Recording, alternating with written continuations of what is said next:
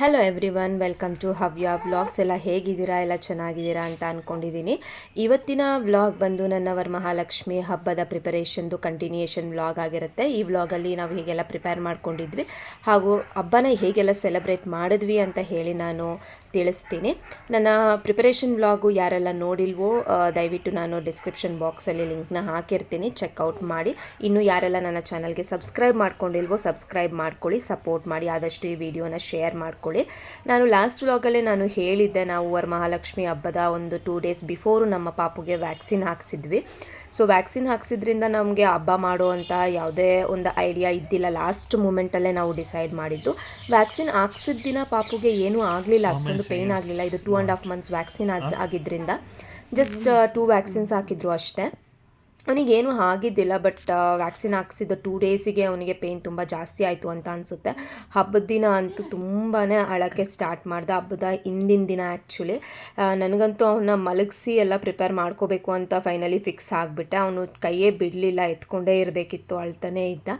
Almost ನಾನಿಲ್ಲಿ ಸ್ಯಾರಿ ಉಡ್ಸೋಕ್ಕೆ ಅದೆಲ್ಲ ready ಮಾಡ್ಕೊಳ್ಳೋಕ್ಕೆ ಸ್ಟಾರ್ಟ್ ಮಾಡಿದ್ದೆ. 9 o'clock ಆಗಿಬಿಟ್ಟಿತ್ತು. 9 o'clockಗೆ ಯೂಶ್ವಲಿ ನಾನು ಸ್ಲೀಪ್ ಸೈಕಲ್ನ ನಾನು ಸೆಟ್ ಮಾಡಿಬಿಟ್ಟಿದ್ದೀನಿ ನಮ್ಮ ಪಾಪುಗೆ. 9:30 ಆರಾಮಾಗಿ ಮಲ್ಕೊಬಿಡ್ತಾನೆ. ಯಾವತ್ತಾದರೂ ಒಂದಿನ ಮಾತ್ರ ನಿದ್ದೆ ಹೋಗದೆ ಆ ಥರ ಎಲ್ಲ ಹಠ ಮಾಡೋದು. ಯೂಶ್ವಲಿ 8:30 9:30 ಒಳಗಡೆ ಅವನು ನಿದ್ದೆ ಮಾಡಿಬಿಡ್ತಾನೆ. ಆವತ್ತು ಅಷ್ಟೇ ಥರ್ಸ್ಡೇ ನೈಟು 9:30ಗೆ ಮಲಕ್ಕೊಂಡ. ಆವತ್ತು ಈವ್ನಿಂಗೆಲ್ಲ ತುಂಬಾ 9:30ಗೆ ಮಲಕ್ಕೊಂಡ. ಅದರಿಂದ ನನಗೆ ಎಲ್ಲ ಪ್ರಿಪೇರ್ ಮಾಡ್ಕೊಳ್ಳೋಕ್ಕೆ ತುಂಬ ಲೇಟ್ ಆಯಿತು. ಯೂಶ್ವಲಿ ನಮ್ಮ ಮನೆಯಲ್ಲಿ ಸೀರೆ ಉಡಿಸ್ತಾ ಇದ್ದಿದ್ದು ಯಾವಾಗಲೂ ನಮ್ಮ ಅಮ್ಮನೇ, ಜಸ್ಟ್ ನಾನು ಅಕ್ಕ ಯಾರಾದರೂ ಹೆಲ್ಪ್ ಮಾಡ್ತಿದ್ವಿ ಅಷ್ಟೇ. ಬಟ್ ಈ ವರ್ಷ ಅಮ್ಮಗೆ ಸ್ವಲ್ಪ ರೆಸ್ಟ್ ಕೊಟ್ಟು ಸ್ಯಾರಿ ನಾನೇ ಉಡಿಸ್ಬೇಕು, ನಾನು ಕಲ್ತ್ಕೋಬೇಕು ಅಂತ ಹೇಳಿ ಫಸ್ಟ್ ನಮ್ಮ ಅಕ್ಕ ಮನೆಯಲ್ಲಿ ಟ್ರೈ ಮಾಡಿದೆ. ನಾನು ನನ್ನ ಪ್ರಿಪರೇಷನ್ ವ್ಲಾಗಲ್ಲಿ ಹಾಕಿದ್ದೀನಿ, ಅಲ್ಲಿ ತುಂಬ ಚೆನ್ನಾಗಿ ಬಂತು. ಸೊ ಇಲ್ಲಿ ನಾನು ನಮ್ಮ ಮನೆಯಲ್ಲೂ ಟ್ರೈ ಮಾಡೋಣ ಅಂತ ಹೇಳಿ 10:30 ಅಷ್ಟೊತ್ತಿಗೆ ಎಲ್ಲ ರೆಡಿ ಮಾಡಿ, ನಾನು ಪಾಪುನ ಮಲಗಿಸಿ 9 ಗಂಟೆಗೆ ಎಲ್ಲ ಸ್ಟಾರ್ಟ್ ಮಾಡಿದ್ದು. 10:30 ಅಷ್ಟೊತ್ತಿಗೆ ಎಲ್ಲ ಆಲ್ಮೋಸ್ಟ್ ಕಂಪ್ಲೀಟ್ ಮಾಡಿದ್ವಿ. ಅಮ್ಮ ನಾನು ಸ್ಯಾರಿ ಉಡಿಸೋ ಅಷ್ಟೊತ್ತಿಗೆ ಪ್ಲೇಟ್ಸ್ಗೆ ಹಣ್ಣು ಮತ್ತು ತಿಂಡಿ ಅದೆಲ್ಲ ಏನೇನು ಮಾಡಿದ್ವೋ ಮನೆಯಲ್ಲೇ ಅದನ್ನೆಲ್ಲ ರೆಡಿ ಮಾಡಿಕೊಂಡ್ರು. ನಾನು 10:30 11 ಗಂಟೆಗೆಲ್ಲ ನಾನು ಮಲ್ಕೊಂಬಿಟ್ಟೆ. ಇನ್ನು ಮಾರ್ನಿಂಗು ಬೆಳಗ್ಗೆ ಬೇಗನೆ ಎದ್ದು 4:30ಗೆ ಪಾಪು ಅಷ್ಟೊತ್ತಿಗೆ ಎದ್ದು ಫೀಡ್ ಮಾಡಿ ಅವ್ನು ಮಲ್ಕೊಂಡ. ಮತ್ತು ಆವಾಗ ನನಗೊಂದು 3 hours ಗ್ಯಾಪ್ ಸಿಗುತ್ತೆ. ಆ ಟೈಮಲ್ಲಿ ನಾವು ಪೂಜೆ ಸ್ನಾನ ಎಲ್ಲ ಮುಗಿಸ್ಕೋಬೇಕು ಅಂತ ನಾವು ಬಿಫೋರ್ ಡೇನೇ ಪ್ಲ್ಯಾನ್ ಮಾಡ್ಕೊಂಡಿದ್ದೆ. ಸೊ 4:30ಗೆ ಇಲ್ಲಿ ಎದ್ದು ನಾನು ಬರೋ ಅಷ್ಟೊತ್ತಿಗೆ ಅಮ್ಮ ರಾತ್ರಿ ಮಲ್ಕೊಂಡಿದ್ರೋ ಇಲ್ವೋ ನನಗಂತೂ ಗೊತ್ತಿಲ್ಲ. ಬೆಳಗ್ಗೆ ಬೇಗನೆ ಎದ್ದು ರಂಗೋಲಿ ಎಲ್ಲ ಹಾಕಿ ಕಲರ್ಸ್ ಎಲ್ಲ ಹಾಕಿ ದೇವಿಗೆ ಹೂವು ಎಲ್ಲ ಹಾಕಿ ರೆಡಿ ಮಾಡಿ ಇಟ್ಟಿದ್ರು. ದೇವ್ರ ಮನೆ ಹಿಂದಿನ ದಿನವೇ ನಾವೆಲ್ಲ ಕ್ಲೀನ್ ಮಾಡಿ ಎಲ್ಲ ಇಟ್ಟಿದ್ದರಿಂದ ಅಷ್ಟೊಂದು ಏನೂ ಟೈಮ್ ತೊಗೊಳ್ಳಿಲ್ಲ. ಜಸ್ಟ್ ದೇವ್ರ ಮನೆಯೆಲ್ಲ ನೀಟಾಗಿ ಒರೆಸಿ ಹೂವು ಎಲ್ಲ ಹಾಕ್ಕೊಂಡು ದೀಪಾರಾಧನೆ ಮಾಡಬೇಕಾಗಿತ್ತು ಅಷ್ಟೆಲ್ಲ ರೆಡಿ ಮಾಡಿ ಇಟ್ಕೊಂಡಿದ್ವಿ ಬಿಫೋರ್ ಡೇನೆ.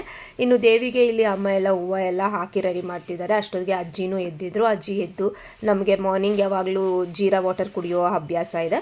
ಅಜ್ಜಿ ಜೀರಾ ವಾಟರ್ ಎಲ್ಲ ಪ್ರಿಪೇರ್ ಮಾಡಿ ಟೀ ಮಾಡಿ ಪ್ರಿಪೇರ್ ಮಾಡಿ ಇಟ್ಟಿದ್ರು. ಅಷ್ಟರಲ್ಲಿ ನಾನು ಎದ್ದು ಬಂದು ಜೀರಾ ವಾಟರ್ ಎಲ್ಲ ಕುಡಿದು ದೇವಿಗೆ ಇನ್ನೇನಾದರೂ ಕರೆಕ್ಷನ್ಸ್ ಇದೆಯಾ ಅಂತ ನೋಡಿ ಎಲ್ಲ ಅಮ್ಮಗೆ ಹೇಳ್ತಿದ್ದೆ, ಇದೆಲ್ಲ ರೆಡಿ ಮಾಡ್ಕೊ ಅಂತ ಹೇಳಿ. ಅಷ್ಟರಲ್ಲಿ ಅಮ್ಮ ಎಲ್ಲ ರೆಡಿ ಮಾಡ್ಕೊಂಡಿದ್ರು. ನನ್ನನ್ನು ಸ್ನಾನ ಮಾಡ್ಕೊ ಬಂದುಬಿಡು ಬೇಗ ಅಂತ ಹೇಳಿದ್ರು. ನಾನು 4:30ಗೆಲ್ಲ ಸ್ನಾನ ಮಾಡಿಕೊಂಡು ಕೆಳಗಡೆ ಬಂದೆ. ಇನ್ನು ಮಿಕ್ಕಿದ್ದೇನಾದರೂ ಪ್ರಿಪರೇಷನ್ಸ್ ಇದ್ದರೆ ಮಾಡ್ಕೊಳ್ಳೋಣ ಅಂತ ಹೇಳಿ. ಅಷ್ಟರಲ್ಲಿ ಅಮ್ಮ ದೇವ್ರ ಮನೆಯಲ್ಲಿ ಎಲ್ಲ ಹೂವು ಎಲ್ಲ ಹಾಕಿ ಪೂಜೆಗೆಲ್ಲ ಪ್ರಿಪೇರ್ ಮಾಡಿ ಇಟ್ಟಿದ್ರು. ನಾನು ಸ್ನಾನ ಎಲ್ಲ ಆಗಿದ್ದರಿಂದ ಇಲ್ಲಿ ಹಬ್ಬಕ್ಕೆ ಬೇಕಾಗಿರುವಂತಹ ಕಂಕಣ ನಾವೇನು ಕಟ್ಕೋತೀವೋ ಹೂವಲ್ಲಿ ಅದನ್ನು ಎಲ್ಲ ರೆಡಿ ಮಾಡಿ ಇಟ್ಟೆ. ವರಮಹಾಲಕ್ಷ್ಮಿ ಹಬ್ಬದಲ್ಲಿ ನನಗೆ ಫೇವ್ರೇಟ್ ಪಾರ್ಟ್ ಅಂದರೆ ಪಂಚಾಮೃತ. ಆದರೆ ಈ ವರ್ಷ ನಾನು ಬಾಣಂತಿ ಆಗಿದ್ದರಿಂದ ನಾನು ಇದನ್ನು ತಗೊಳ್ಳೋಕೆ ಆಗಲಿಲ್ಲ. ಇಲ್ಲಿ ಅಮ್ಮ ಪಂಚಾಮೃತ ಎಲ್ಲ ಪ್ರಿಪೇರ್ ಮಾಡಿಕೊಂಡ್ರು. ನಾನು ಕಂಕಣ ಎಲ್ಲ ಪ್ರಿಪೇರ್ ಮಾಡ್ಕೊಳ್ಳೋ ಅಷ್ಟೊತ್ತಿಗೆ 5-5:30ಗೆಲ್ಲ ನಮ್ಮದು ಆಲ್ಮೋಸ್ಟ್ ಎಲ್ಲ ದೇವಿಗೆ ರೆಡಿ ಮಾಡೋದಾಗಿರಲಿ ಎಲ್ಲನೂ ಕಂಪ್ಲೀಟ್ ಆಗಿತ್ತು. 5:30ಗೆ ಅಮ್ಮ ಪೂಜೆ ಮಾಡೋಕ್ಕೆ ಸ್ಟಾರ್ಟ್ ಮಾಡಿದ್ರು. ನಮ್ಮ ದೇವಿನ ನಾವು ಈ ರೀತಿ ಎಲ್ಲ ಅರೇಂಜ್ಮೆಂಟ್ ಮಾಡ್ಕೊಂಡಿದ್ವಿ. ರಾತ್ರಿ ಎಲ್ಲ ಅಮ್ಮ ನಿದ್ದೆ ಮಾಡದೇ ಇದ್ದಿದ್ದರಿಂದ ಸ್ವಲ್ಪ ಬೇಗನೆ ಪೂಜೆ ಆಯಿತು. ಪ್ರತಿ ವರ್ಷವೂ ಅಷ್ಟೇ ನಮಗಿದು ವಾಡಿಕೆ. ನಾವು ವರಮಹಾಲಕ್ಷ್ಮಿನ ಮನೆಯಲ್ಲಿ ಆರಾಧನೆ ಮಾಡೋಕ್ಕೆ ಸ್ಟಾರ್ಟ್ ಮಾಡಿದಾಗಿಂದನೂ ಸಹ 5:30 ಅಥವಾ 6 ಗಂಟೆ ಒಳಗಡೆ ಪೂಜೆ ಮಾಡೋದು ನಮಗೆ ಅಭ್ಯಾಸ.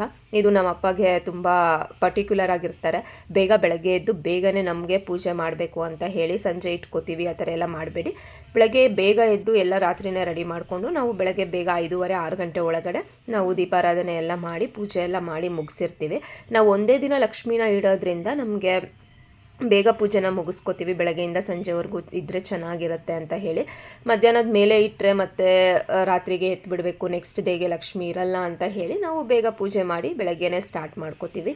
ಇಲ್ಲಿ ಅಮ್ಮ ಪೂಜೆಗೆಲ್ಲ ರೆಡಿ ಮಾಡಿಕೊಂಡು ಪೂಜೆನ ಸ್ಟಾರ್ಟ್ ಮಾಡಿಕೊಂಡ್ರು. ದೇವ್ರ ಮನೆಯಲ್ಲಿ ಎಲ್ಲ ಪೂಜೆನ ಮುಗಿಸ್ಕೊಂಡು, ಯಾವಾಗಲೂ ನಾವು ಹೇಗೆ ಮಾಡ್ತೀವೋ ಹಬ್ಬಕ್ಕೆ ಪೂಜೆ ಅದೇ ರೀತಿ ಅಮ್ಮ ಇಲ್ಲೆಲ್ಲ ಪೂಜೆ ಎಲ್ಲ ಮುಗಿಸ್ಕೋತಿದ್ದಾರೆ.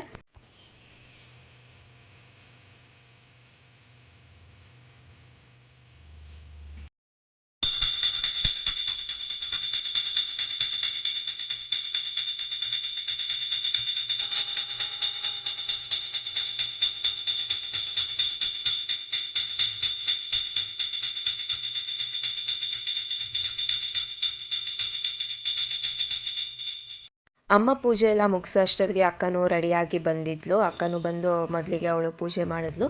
ಅವಳು ಪೂಜೆ ಎಲ್ಲ ಮಾಡಿದ ಆದಮೇಲೆ ನಾನು ದೇವಿಗೆ ಪೂಜೆ ಎಲ್ಲ ಮಾಡಿದ್ವಿ. ಹಬ್ಬನೇ ಮಾಡೋದೇ ಬೇಡ ಅಂತ ಈ ಸಲ ತುಂಬ ಟೆನ್ಷನ್ನಲ್ಲೇ ನಾವು ಮಾಡಿದ್ರು ಸಹ ಪೂಜೆ ತುಂಬಾ ಚೆನ್ನಾಗಾಯಿತು. ತುಂಬ ಪೀಸ್ಫುಲ್ಲಾಗಿ ಪೂಜೆ ಎಲ್ಲ ಮುಗಿಸ್ಕೊಂಡ್ವಿ. ಪಾಪುನೂ ಅಷ್ಟೇ ಇನ್ನು ಮಲಕ್ಕೊಂಡೇ ಇದ್ದ. ಅವನು 4:30 ಫೀಡ್ ತಗೊಂಡು ಮಲ್ಕೊಂಡಿದ್ದವನು. ಆಮೇಲೆ ಎದ್ದಿದ್ದೆ 7 o'clockಗೆ. ಸೊ ಅಷ್ಟೊತ್ತವರೆಗೂ ನಮಗೆ ಸ್ವಲ್ಪ ಬ್ರೇಕ್ ಸಿಕ್ತು.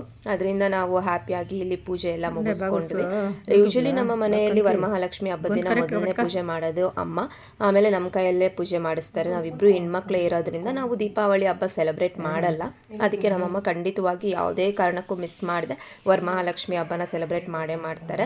ಫೈನಲ್ ಆಗಿ ನಮ್ಮ ಮನೆ ಲಕ್ಷ್ಮಿ ಈ ರೀತಿ ಇತ್ತು. ದೀಪಾರಾಧನೆ ಎಲ್ಲ ಆದಮೇಲೆ ದೀಪಾರಾಧನೆ ಎಲ್ಲ ಮುಗಿಸ್ಕೊಂಡು ಇಲ್ಲಿ ಕಂಕಣನ ಕಟ್ಕೊಂಡ್ವಿ ನಾವು. ಇಲ್ಲಿ ಅಮ್ಮಗೆ ಅಕ್ಕ ಕಂಕಣ ಕಟ್ತಿದ್ದಾರೆ. ಅಮ್ಮ ರಾತ್ರಿ ಎಲ್ಲ ನಿದ್ದೆ ಮಾಡದೇ ಇದ್ದಿದ್ದರಿಂದ ಅಲ್ಲಿ ನಿದ್ದೆ ಫೀಲ್ ಆಗ್ತಿದ್ದಾರೆ. ಅಷ್ಟರಲ್ಲಿ ಹಸ್ಬೆಂಡು ಎದ್ದು ಬಂದರು. ಅವರು ಒಂದು ಆಲ್ಮೋಸ್ಟ್ 8:30 ಎದ್ದು ರೆಡಿಯಾಗಿ ಬಂದರು. ಇನ್ನೊಂದು ಸಲ ದೀಪ ಹಚ್ಚಿ ಅವರೂ ಸಹ ಪೂಜೆ ಮಾಡು ಅಂತ ಹೇಳಿದ್ರೆ ಇಲ್ಲಿ ಪೂಜೆಗೆಲ್ಲ ರೆಡಿ ಮಾಡ್ಕೊತಿದ್ದಾರೆ.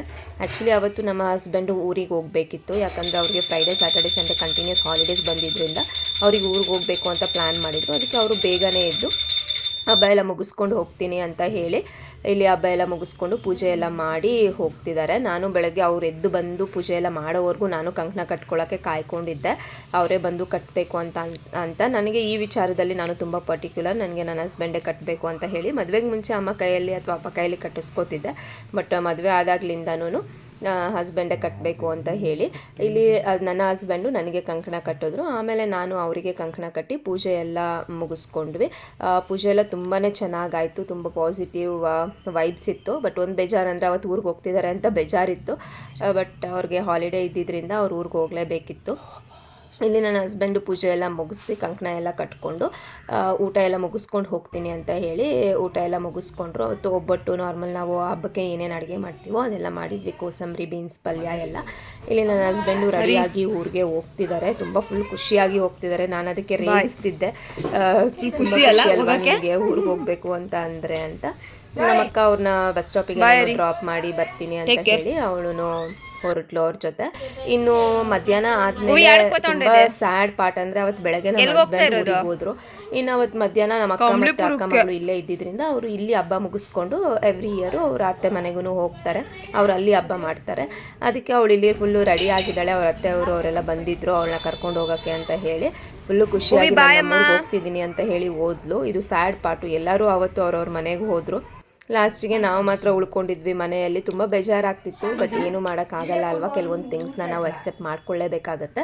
ಇನ್ನು ಈವ್ನಿಂಗು ಅಮ್ಮ ಎಲ್ಲ ಇಲ್ಲಿ ಬಾಗಿನ ಕೊಡೋಕ್ಕೆ ಅಂತ ರೆಡಿ ಮಾಡ್ಕೊಂಡಿದ್ದಾರೆ. ನಾನು ಬಾಣಂತಿ ಆಗಿದ್ದರಿಂದ ನಾನಲ್ಲಿ ಜಾಸ್ತಿ ಹೊತ್ತು ಇದ್ದಿಲ್ಲ. ಯಾರಾದರೂ ಬರ್ತಾ ಇರ್ತಾರೆ, ಪಾಪುನ ಇಲ್ಲೆಲ್ಲ ಎತ್ಕೊಬರೋದು ಚೆನ್ನಾಗಿರಲ್ಲ ಅಂತ ಹೇಳಿ ನಾವು ರೂಮಲ್ಲೇ ಇದ್ವಿ. ಇಲ್ಲಿ ಅಮ್ಮ ಎಲ್ಲ ಪೂಜೆ ಎಲ್ಲ ಮುಗಿಸ್ಕೊಂಡು ಬಾಗಿನ ಎಲ್ಲ ಕೊಡೋಕ್ಕೆ ರೆಡಿ ಮಾಡ್ಕೊಂಡಿದ್ರು. ಇಲ್ಲಿ ನಮ್ಮ ಅಕ್ಕ ಅವರು ಫಸ್ಟ್ ಬಂದು ಬಾಗಿನ ತೊಗೊಂಡ್ರು. ಅವ್ರು ಬಂದು ಬಾಗಿನ ತಗೊಳ್ಳೋವರೆಗೂ ಮಾತ್ರ ನಾನಲ್ಲಿ ಇದ್ದೆ. ಅವ್ರಿಗೆಲ್ಲ ಬಾಗಿನ ಕೊಟ್ಟು ಅವ್ರು ಬಾಗಿನ ತಗೊಂಡು ಹೋದ್ಮೇಲೆ ನಾನು ಪಾಪು ಹತ್ರ ಇದ್ದೆ. ಆಮೇಲೆ ಅಮ್ಮ ಮಿಕ್ಕಿದೇನೇನಿದೆಯೋ ಅದೆಲ್ಲ ಮುಗಿಸ್ಕೊಂಡ್ರು.